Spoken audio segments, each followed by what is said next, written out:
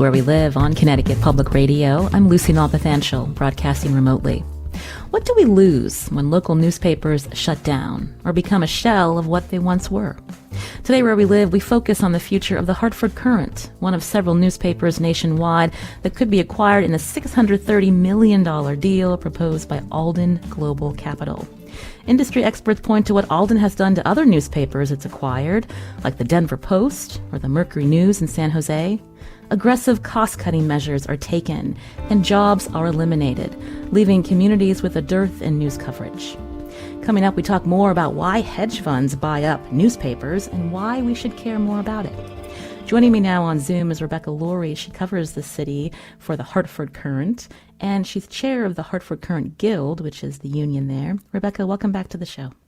Hi, thank you for having me again.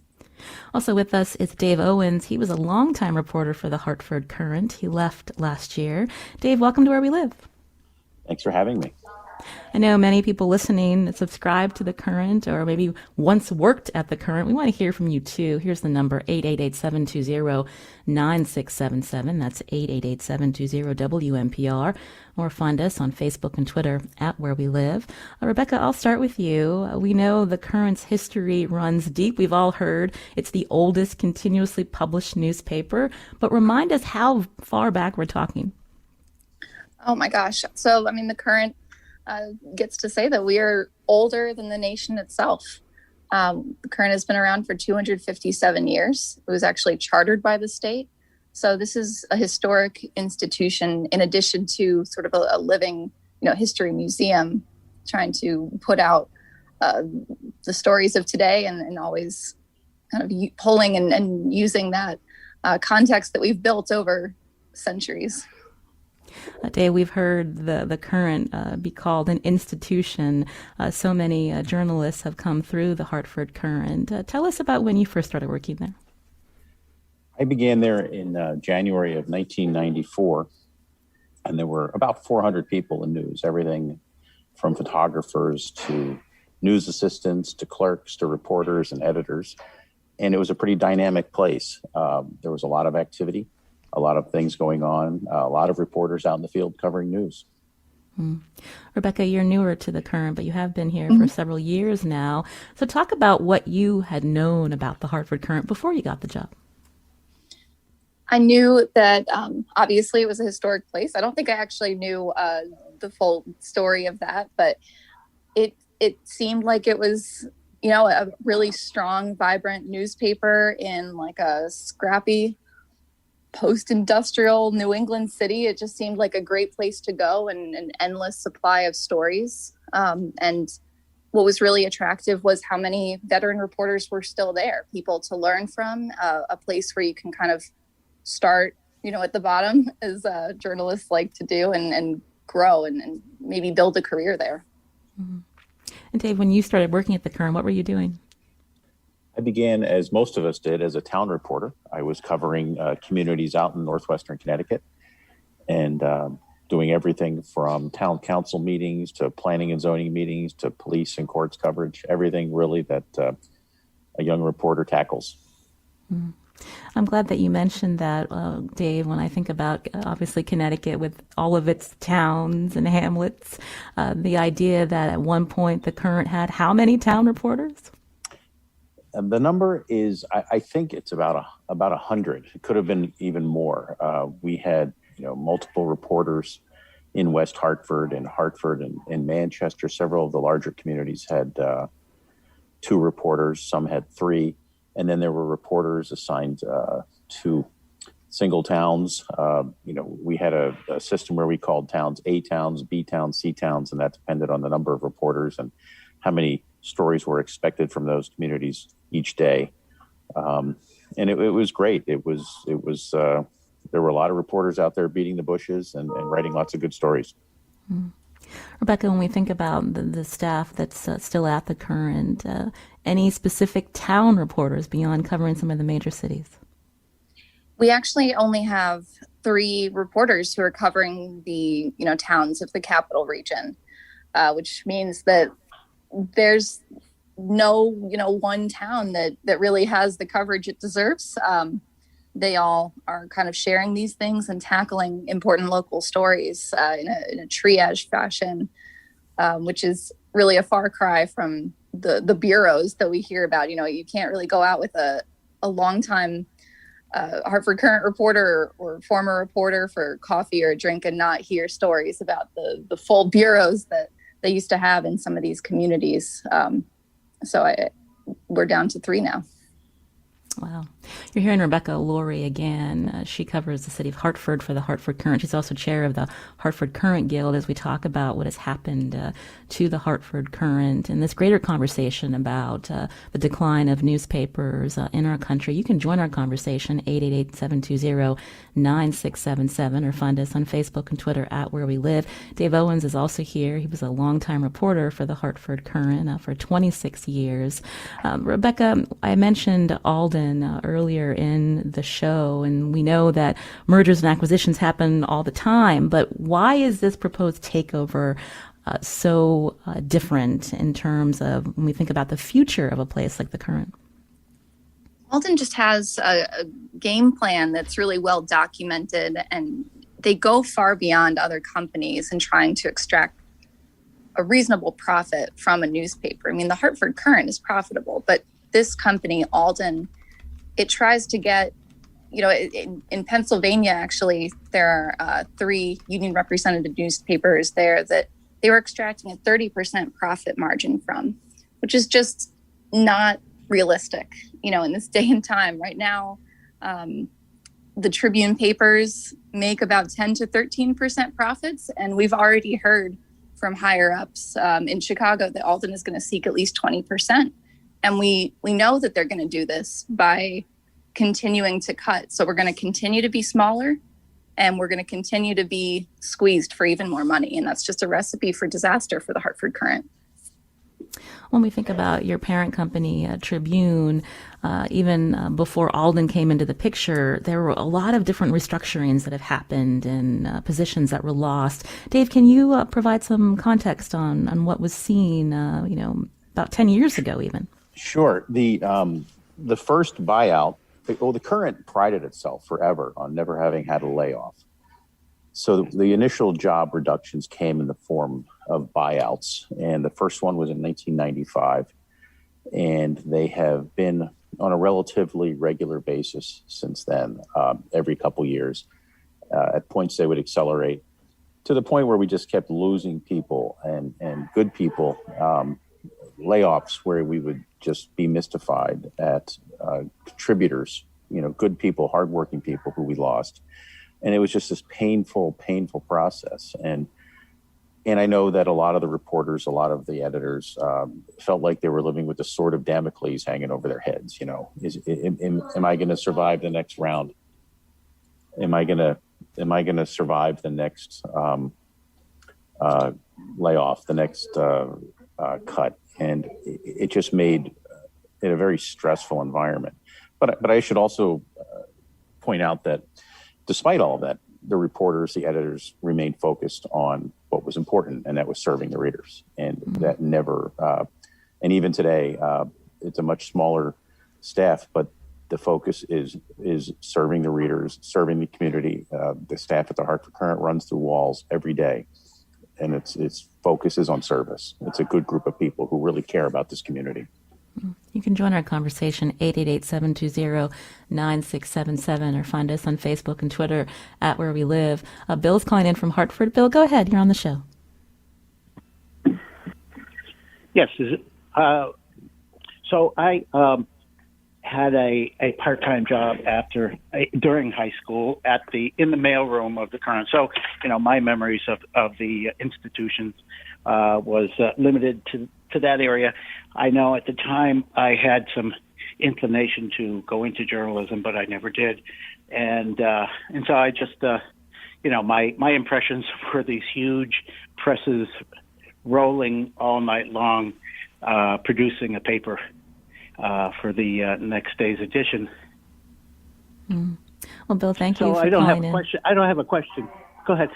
But you wanted to just share your memories back when you were working at the Courant in high school. Yes. Are we on already? Yep, you're on the radio. Thank you, Bill, for sharing that with us. Rebecca Lurye, he mentioned the printing press and getting it ready for the first edition. So since Alden has proposed to take over the Current as well as other Tribune companies, what has happened? We saw the headlines. The building is there's no newsroom anymore at Broad Street. Yeah. Yeah, it was back in October when we learned that they were going to be closing that printing press that he talked about. I mean, it paints a really, nostalgic image to walk out, every night and see the presses rolling. But it was what was happening just a few months ago still.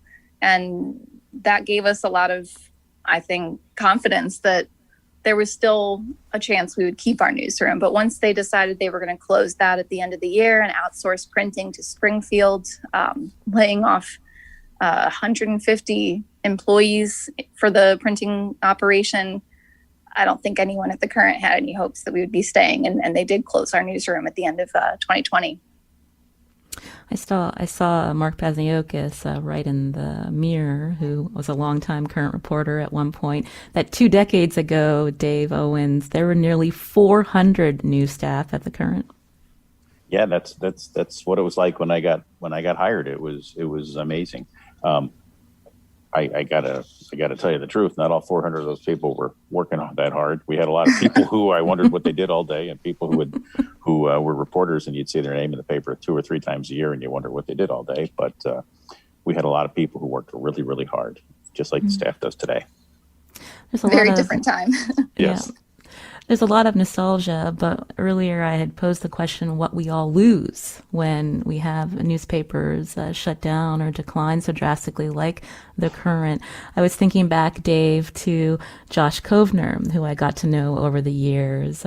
He died last year, but he was a phenomenal reporter. He covered vulnerable communities in our state, like individuals with intellectual and developmental disabilities, and questions about what happens to them when group homes close.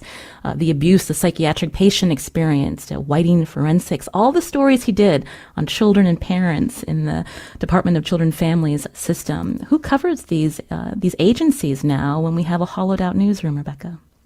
That's a hard question. Josh was something special. He was a wonderful reporter, and he cared deeply about people who otherwise were cast aside and ignored. And he was the one who asked the hard questions about how these people were cared for, how were they treated in our society.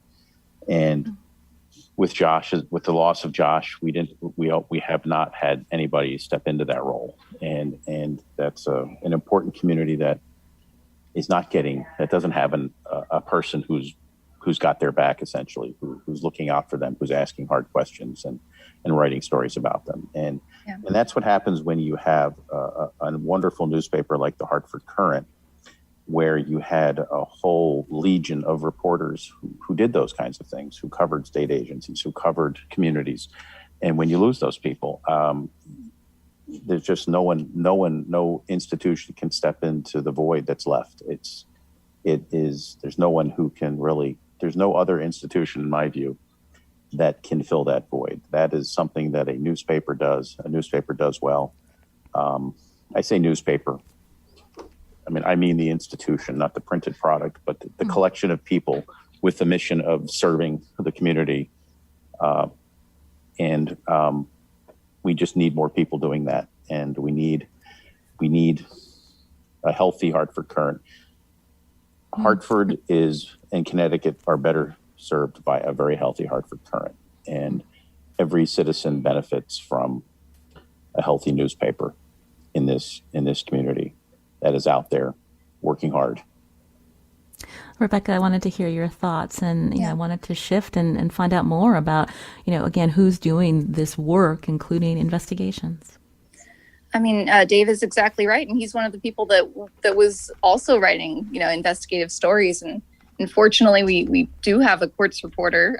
We did fill his position, but we've had 24 positions that we've lost in the past since January of 2020, and only 2 people hired, and only recently 2 more positions posted. But it often takes months for them to find and get new people to start.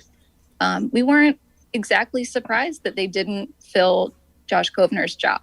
And it's shameful that they didn't see fit to fill something that, like, Dave said, and like you said, was doing such a public service and work that isn't necessarily done by, other media in Connecticut, because he had carved out that very important, place. But we weren't surprised, because the Courant has gone without an investigative editor for a couple of years now. And so my concerns are about right now, about what we're missing, but they're also about the continued, losses of people who are going elsewhere because they don't see a future at the Courant. I don't know if I would have come to the Courant if there wasn't, an investigative editor. We lost 2 investigative positions in the past year. And I fear that we're now headed towards a newsroom, and perhaps already there, where we can't foster journalists like Josh Kovner for the future. So no one's doing that work, and we're facing a situation where things are only going to get worse from here. And it's not just those big jobs either. I mean, the town positions are where you find a lot of these stories about, local corruption, that we need people watching these communities closely, writing about the schools, writing about the police departments, because those are things people care about really deeply. Rebecca Lurye, I want to definitely continue talking with you as chair of the Hartford Courant Guild. I want to thank Dave Owens for coming on again. He was a longtime Hartford Courant reporter, just to share what it was like to work at the Courant and the importance of a robust media, especially covering local news. Dave, thank you for your time today. Thank you. My pleasure. Rebecca, I wanted to talk more about when we think about the future of the Courant and initiatives to help save this newspaper. There's a bill before the Connecticut General Assembly that is calling for allowing the state to intervene if the Courant's owners are making financial decisions that are not in the public interest. Can you talk about that? Yeah, sure. So, things have gotten interesting in the last couple months. This is a bill that I'm not sure we'd be able to see in most other places, but with the Courant's unique history of being chartered by the state, there's this precedent of the legislature sometimes having a bit of a hand in the Courant's, financial situation. So this bill would basically, it's complicated, but it would basically stop the Courant's owners, whoever they are, from incurring any debt or issuing dividends, as they tend to do, that are not in the public interest. It would basically make it harder for Alden Global Capital to do what it wants to do, and harder for any predatory owners to strip us for parts. We did reach out to the Tribune Company. We didn't hear a response from them. And we asked Courant publisher Andrew Julian, who actually opposed this bill, for a statement about, why this would not necessarily, in his view, be a good thing. In part of his testimony, he wrote, handing the Attorney General or Superior Court judges the authority to decide if a newspaper is acting in the public interest undermines that fundamental tenet, whether it be involving scrutiny of the newspaper's editorial or business decisions, and a press whose actions are subject to government review and action is not free. So how do you respond?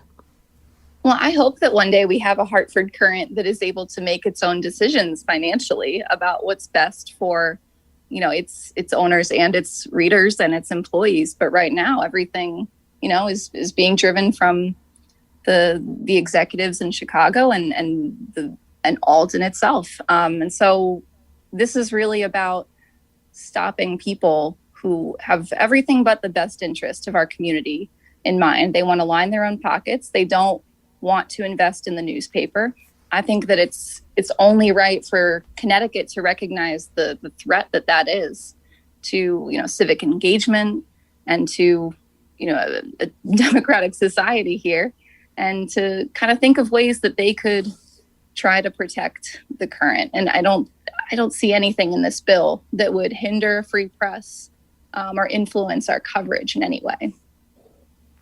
Again, that's Rebecca Lurye. She's chair of the Hartford Courant Guild, the union for journalists there, as we talk about this proposed deal by a hedge fund that wants to buy several newspapers of the Tribune Company, including the Hartford Courant. We're going to talk more broadly about what has been seen in the news industry when these companies come in and the effects on communities. You can join us too, 888-720-9677.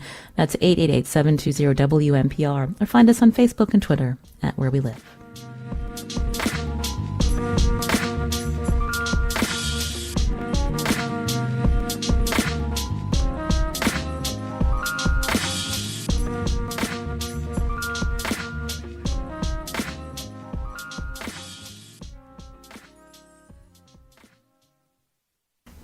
This is Where We Live on Connecticut Public Radio. I'm Lucy Nalpathanchel. We know the news ecosystem has changed a lot since the last recession. From 2008 to 2017, 45% of newsroom positions have been lost. That's according to Pew. But for companies that are owned by hedge funds, those losses have been even greater. For more context, joining us now on Zoom is Kerry Flynn. She's a media reporter at CNN Business. Kerry, welcome to the show. Hey, Lucy. Thanks for having me today. And as we were talking with Dave and Rebecca, so many connections, local connections to the Hartford Courant. You also had a short stint at the Courant. Yep. In the summer of 2012, I wasn't an intern. I think I was a freelancer there for a month. I just helped out their business section with their top workplaces. And it was a great experience. And so, yeah, I had the benefit of also being inside that newsroom, which, as we heard earlier, unfortunately no longer exists, or at least is no longer the Hartford Courant's building. That's right. So Rebecca Lurye, who's still with us, chair of the Hartford Courant Guild. So many of us working from home during the pandemic, but now there's no newsroom for the Courant. So reporters see this as a long-term thing. Yeah, it's absolutely devastating. I'm sure Rebecca can speak more about it. But the fact that a newspaper and any media organization doesn't actually have a place to, return once we're starting to talk about going back to work. And, luckily at CNN, I still have this office that I'm looking forward to going back to and seeing my colleagues. And it really breaks my heart to hear that people like Rebecca and her colleagues will not have that. Rebecca Lurye, did you want to add something there? I think it started to kind of become clear at first we were trying to tell people that this was, we had lost our newsroom. A lot of us, of course, are still working from home, but this is really a decision they've made permanently. There's no plans to bring us back to any physical place once this health crisis has passed. We're seeing the horizon now of a post-COVID world again, and we have no hope of going back to a place. And it really does hinder creativity, collaboration, information sharing. It leads to confusion, all the things you don't want a bunch of reporters to be, running around with their heads cut off sometimes. And I think we all know how Zoom and email can not necessarily be the best way to run something as complicated as a information sharing business.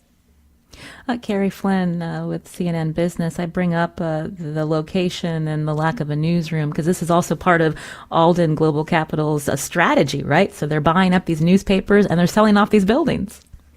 Yeah, exactly. As Rebecca mentioned earlier, Alden is a company that really wants to make high profit margins. I believe she said earlier that Tribune, is a profitable company, makes about, 10 to 13% profit, but Alden wants much more. And at the same time, to give Tribune credit, before Alden, they have been, improving the business. Their last earnings report came out early last month, and, things are looking better than they were. And unfortunately, though, part of that is because they've cut millions of dollars from their leases. And it's that, pros and cons of, sure, there are places that you can cut costs, but does that really mean losing the newsroom and losing the benefits that Rebecca just listed? We're not really seeing those effects yet play out. And long before Alden, we know this shift from traditional print advertising to this digital environment is, another reason why so many newspapers had to restructure even a decade ago. Exactly. Yeah. Sorry, do you mind repeating that question again? Oh, I was just talking about even before Alden was coming in and buying up these newspapers, there's been this long decline, and because of the shift in print advertising in this digital environment.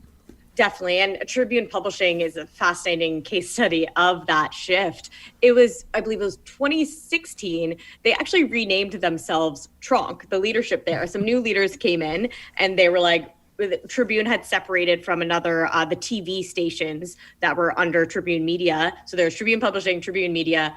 We're going to rename it Tronc. And part of that shift was what you were saying, a move to digital. They're like, the money isn't there as much in print advertising. We need to be more of not a digital only, but think more digital first. And so they've rebranded themselves to Tronc and kind of went full in on that. Ended up 2 years later scrapping that plan, and the leadership left for many reasons. But it was really emblematic of what you're saying, is that these companies, newspapers overall, and also other media companies, need to rethink their business, because Facebook, Google, the tech companies have taken up so much of the advertising revenue and other revenue sources that they relied on for hundreds of years.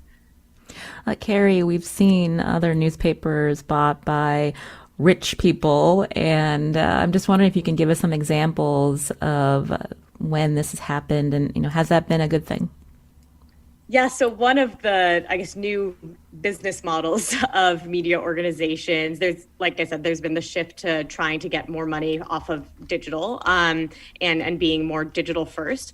But there's also just been some wealthy individuals who have come in and bought some papers. I would say probably the most famous example that people probably have heard of before is Jeff Bezos, former CEO of Amazon, buying the Washington Post. And it's been a fascinating case study. The Washington Post is stronger perhaps than it's ever been. It's actually expanding. This past month, they've announced that they're launching new international bureaus. And it's fascinating to hear, because more often than not, you hear media companies cutting back on resources and scaling down. So the fact that Jeff Bezos has come in and been willing to help pour money into the Post, so therefore they can really make that digital transition, it's been fascinating to watch. And of course, it's not the only one. I think another good example of a local newspaper is John Henry and his wife, Linda. John Henry is the owner of the Boston Red Sox, buying the Boston Globe. And again, they've seen themselves been able to expand. They're now covering Rhode Island, a market that, was sure they had covered before, but they're really investing more in that coverage. And so it's a fascinating case study of the fact that it's a hard transition media companies are going through right now, needing to shift their businesses. And these wealthy individuals are willing to take on some risk and help them move forward. That's Kerry Flynn, media reporter at CNN Business. Rebecca Lurye is also with us. She covers the city of Hartford for the Hartford Courant. She's chair of the Hartford Courant Guild. Rebecca, there is this Save Our Current initiative, hoping to, again, if the Alden acquisition were to happen, like ways that there be a way to keep this newspaper thriving. Can you talk about that? Oh, of course. So, we launched our Save Our Current campaign over the summer. We modeled it after a similar and really bold campaign at the Baltimore Sun. And I think a lot of people have heard by now that there's an interested buyer for the Baltimore Sun, a philanthropist named Stuart Bainum. And since he, came out with his goal of buying the whole company with partners in markets around the country, some other potential buyers, billionaires, millionaires have come out of the woodwork a bit to hopefully join in with him. But our goal is going to stay the same. If Alden is our next owner, then we just are going to keep on, advocating for local civic-minded ownership. We've seen that Alden is willing to sell for a price. And so we are just going to kind of change gears. And instead of trying to thwart an Alden takeover, we'll be trying to extricate the Current from Alden. Mm-hmm. Have you been hearing from local investors, buyers, Rebecca? I am confident that there are people in Hartford, in the Hartford region, who have the means to do this. The Guild has done outreach on this, and there are people who are in communication with Stuart Bainum and are interested in owning the Hartford Courant. So that's been very encouraging. You can join our conversation, 888-720-9677, or find us on Facebook and Twitter at Where We Live. Kerry, when we hear about, again, the wealthy coming in and, they want to be more civic-minded and they understand the importance of this news for communities, but isn't there always the risk that they will also sell when they're also concerned about profit too? Yeah, I actually wrote a story recently about that. There's this idea, this feeling that, a wealthy individual, perhaps a billionaire, will come in and save the paper, or save any, media organization. But unfortunately, speaking with people inside, it's like, you're still owned by someone, right? And that person still can make certain choices that perhaps you don't agree with. One of the news organizations that I profiled in that story was Fortune magazine, and they're owned by a Thai businessman who's not really, publicly active in the company, but the people there have been disappointed by a lot of the choices there. The same could be said about the Las Vegas Review Journal and the now late Sheldon Alderson.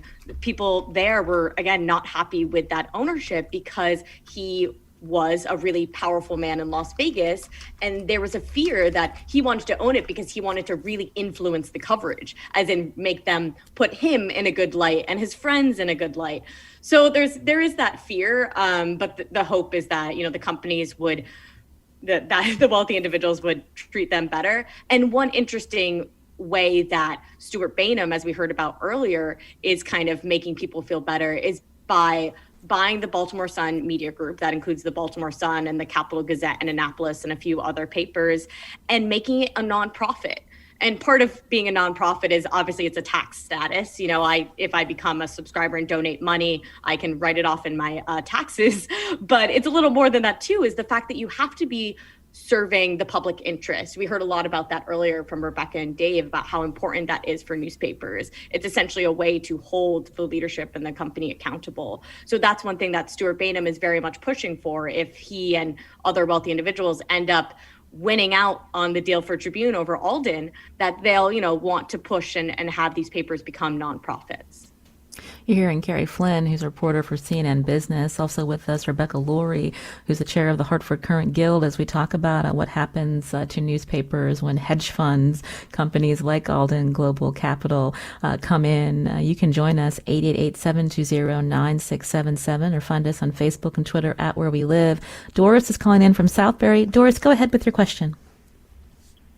Yeah, sure. You just might have answered it, but I was curious as to when you were talking about quote-unquote rich people taking over a newspaper, does the content change? In other words, are reporters encouraged or prevented from writing about certain issues? Doris, thank you. Rebecca Lurye, do you want to take that one? Sure. So, and I think Kerry did speak well to this, but we absolutely agree that a nonprofit or perhaps a public benefit corporation would be a good model for the Courant.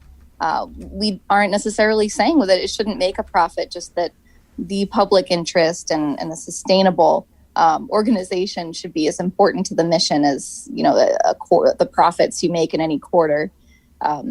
One of the things that we'd really like to see is hiring of more editors, because I do think that a newspaper suffers when you have fewer minds, having those important debates and pushing back on any publisher and kind of fighting things out. It's a really, crucial part of writing the news and producing the news every day. And we have a lot fewer editors these days. One person directing all of the news of the towns, the city, breaking news, community news, and investigations is just, a lot for the couple people that we have left. And I think that would also go a long way in, restoring some trust from our community, that there are a lot of people in the room and that we aren't going to be easily influenced by any owner, even, a white knight who has, our gratitude just for being there and stepping in. Barbara's calling in from West Hartford. Barbara, go ahead. Hi. I just want to clarify. I'm a Gen Xer, and so I have been thinking as I understand that newspapers are now competing with so many other media outlets, with television, radio, and of course social media, and the digital content for newspapers. And I was wondering if publishers, and as you're talking about the idea, the concept of nonprofit, if publishers have ever thought of sort of revamping the format. I don't particularly like to read on a laptop or a desktop or my phone, and I enjoy the actual physical paper. And of course, Sundays used to be, that was the day where you would just sit with your coffee and read the paper from front to back.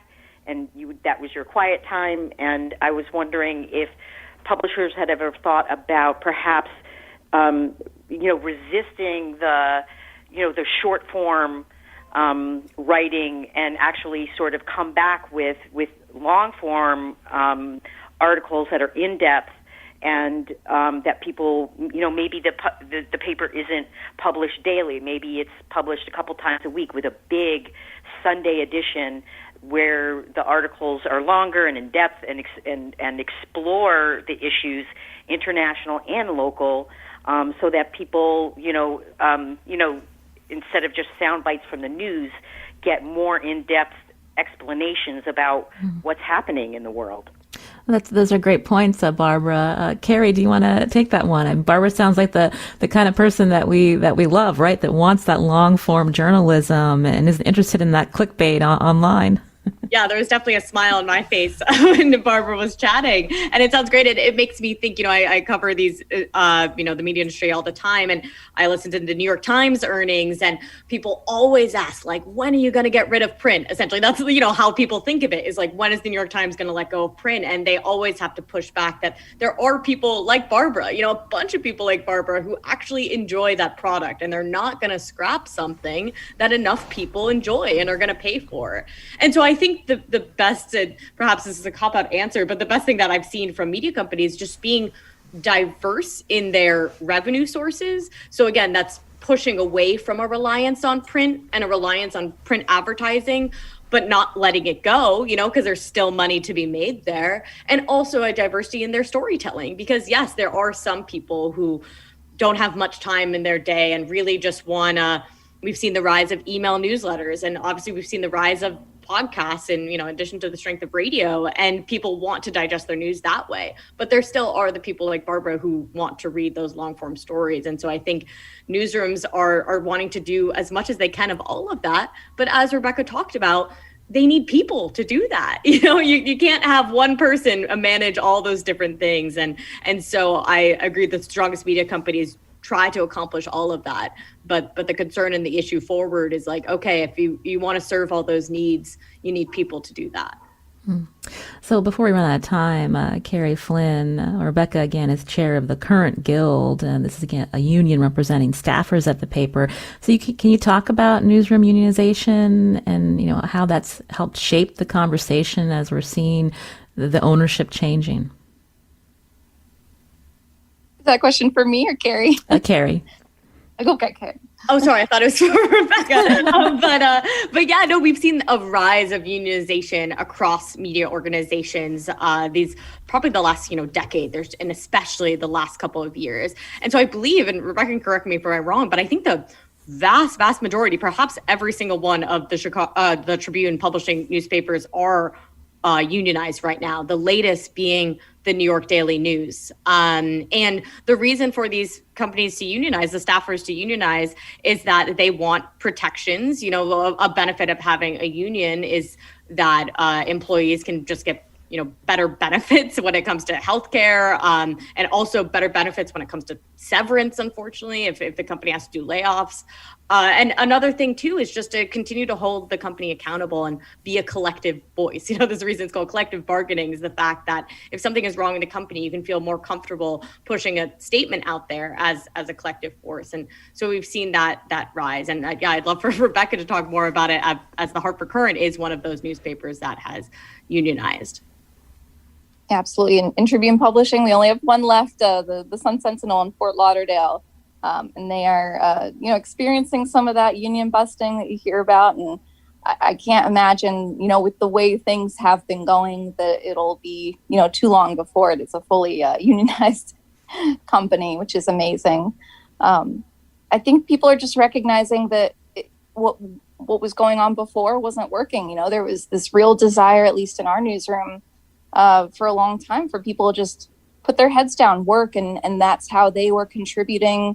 And they were putting their heart and souls into something that was not loving them back and not loving the community back. And so one thing that I think is really special about our union is that it was a lot of veteran reporters who were stepping up and saying, now is the time. I didn't always think it would be a good idea for the Courant, but now is the time, and this is the right direction, because we don't have other options. Rebecca, we heard from someone on Facebook who says, are there ways to donate to the Courant? I'm imagining you'd want to say, subscribe to the Courant. How did you know? Yeah, we always ask people to subscribe. Hopefully one day there will be a nonprofit that people can contribute to. But for now, make sure you're getting the paper however you like it.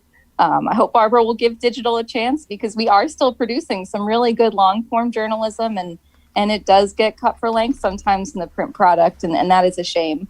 But get a digital subscription, get it once a week. That is the best way right now. Meanwhile, you're still dealing with some major challenges. We've already talked about the severe staff reductions, and I imagine morale hasn't been great for some time. I mean, how do you keep going, Rebecca? I think the union has given us a lot of strength to kind of fight back against the low morale. I really can't understate, what it has done just for people to be able to talk openly about these issues instead of, having these, depressing conversations, hushed voices in little cubicles, being able to put out a statement and say that we're, not getting answers about our lack of hiring, being able to socially distanced gather to say goodbye to the newsroom. Those things have helped a lot. And it helps knowing that we're still putting out an amazing paper every day that we can be proud of. Well, you know that we have great respect for you and your colleagues. Rebecca Lurye, thank you so much for joining us today. Thank you.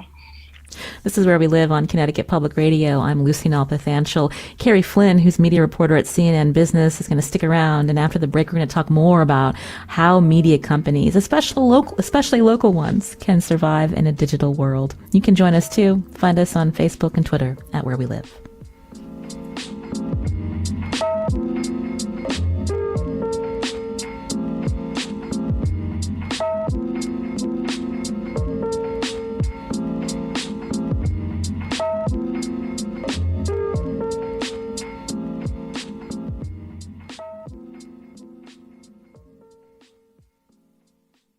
This is Where We Live on Connecticut Public Radio. I'm Lucy Nalpathanchel. Still with us on Zoom, Kerry Flynn, media reporter at CNN Business. Kerry, we've talked a lot about local newspapers that are being gutted, but when we think about this transition, the last I guess more than a decade now, a decline in ad revenue, how this impacts other digital first companies. You've written about places like BuzzFeed. What's happened there? Yeah, there's been a lot of a shakeup in media for a while now. And the issue is, we talked a lot about local newspapers, that rely on advertising revenue. So too do those digital media companies like BuzzFeed, obviously mostly, online versus the print. And the issue is, though, that just a lot of that money is being poured into Facebook and Google and these other tech platforms rather than directly to media companies. It's perhaps because of ease of use, but also because because of efficiency for those media buyers. We don't need to go too into the nitty gritty, but yeah, we've seen now BuzzFeed kind of reshape its business and have to scale back. I talked about earlier where we're seeing the Washington Post invest more in international bureaus, which is fascinating to see and great for news. Unfortunately, BuzzFeed, they have acquired HuffPost, which again makes them, a stronger, bigger newsroom. But as part of that acquisition, they've actually cut back on certain areas of coverage, and especially that international coverage, because they just don't see the money there for them. It's just too competitive of a landscape, and they need to focus their resources. And so they've been facing layoffs and are trying to reorient themselves as they enter kind of their next phase of maturity, because BuzzFeed still sounds like this young and hip company, but it's what, like 15 years old now, so it needs to kind of get its finances better in order. We just have a couple of minutes left, and when we talked about the implications of when a news organization is turned from for-profit to non-profit, but there are some examples that are thriving. Can you tell us briefly about the 19th, or Salt Lake Tribune? Yeah, the 19th is a fascinating organization, one that actually launched almost a year ago now, as the early of the pandemic, and they cover the intersection of gender and politics. And it was actually started by two of the executives of the Texas Tribune. And so both of them are nonprofits. I think they, learned that the Tribune was a successful nonprofit. Why don't we try this again? And what they're really focused on is making money through subscribers, and donations. So much of their content is free, but they're hoping that people will support them, and whether that's donating $19 a month going along with the 19th, or $19 a year, or more than that. And they've done such impressive coverage, and I think it really helps them that, unlike BuzzFeed and a lot of other media companies, they don't necessarily need to be chasing clicks, because they don't need to go for scale. They really just need to go for quality and serving the people who are paying for them. Well, you're talking to us here on public radio, where we, from inception, have really relied on people. It's the subscriber model or the member-supported model, that they are part of the community and they should support the community news that they appreciate. And so it's worked so far. It'll be interesting to see what happens, Kerry, as we look to see what happens with the Alden deal being finalized. Any last thoughts for us? Yeah, I'm fascinated, and I wish I had the answer of what's going to be the future of Tribune Publishing. I wrote a headline back in February when Alden and Tribune announced the deal, that Alden's buying Tribune. It's happening, everyone. It was just seemingly like the inevitable. But there was one paragraph, one sentence in that news release, was that Stuart Bainum, a name I hadn't heard before, but it was a Maryland businessman, was going to buy the Baltimore Sun Media Group. And I'm like, wow, that's fascinating that he's going to spin that out and take it over.